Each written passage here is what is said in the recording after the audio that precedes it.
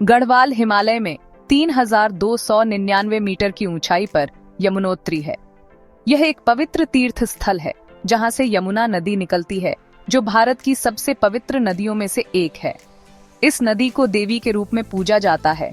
यमुना सूर्य भगवान की बेटी और यमराज मृत्यु के देवता की बहन। यमुना नदी 1376 किलोमीटर बहती है और इलाहाबाद में त्रिवेणी संगम पर गंगा में मिल जाती है। अपने रास्ते में यह लाखों लोगों का पालन पोषण करती है और एक विशाल इकोसिस्टम को नरिश करती है। असली यमुना का सोर्स एक ग्लेशियर है, चंपासर ग्लेशियर, जो मंदिर से थोड़ी ही दूरी पर है। लेकिन यमुनोत्री मंदिर, जो देवी यमुना को समर्पित है, उस जगह को मार्क करता है जहां से नदी निकलती है।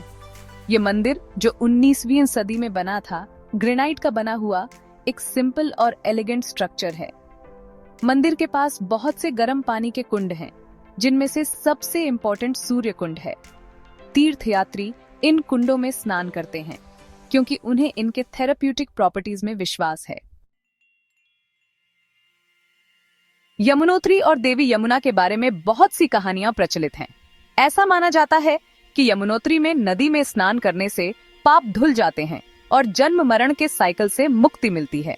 एक कहानी है कि ऋषि असित मुनि मैदानों की गर्मी सहन नहीं कर पा रहे थे, तो उन्होंने यहाँ सालों तक तपस्या की। उनकी भक्ति से प्रसन्न होकर देवी यमुना प्रकट हुई और उन्होंने वादा किया कि वो उनके आश्रम के पास से बहेंगी और उन्हें राहत देंगी।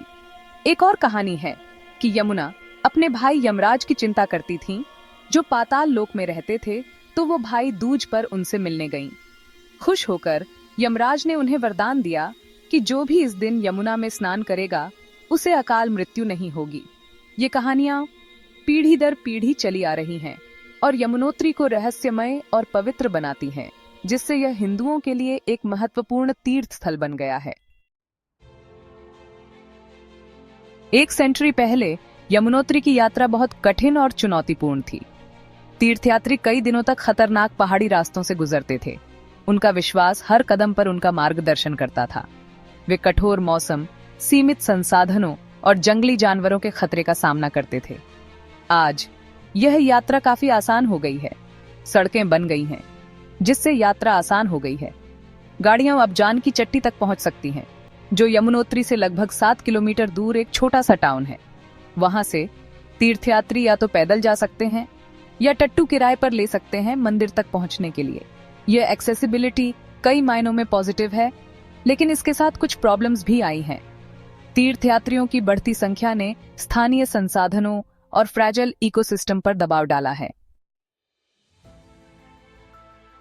यमुनोत्री में पर्यटन और तीर्थयात्रा में वृद्धि के कारण पर्यावरण संबंधी चिंताएं बढ़ गई हैं। जंगलों की कटाई, प्लास्टिक कचरे से प्रदूषण और स्थानीय संसाधनों पर दबाव कुछ चुनौतियां हैं। हालांकि इन समस्याओं को कम करने के लिए प्रयास किए जा रहे हैं। सरकार विभिन्न एनजीओज के साथ मिलकर सस्टेनेबल टूरिज्म की दिशा में काम कर रही है।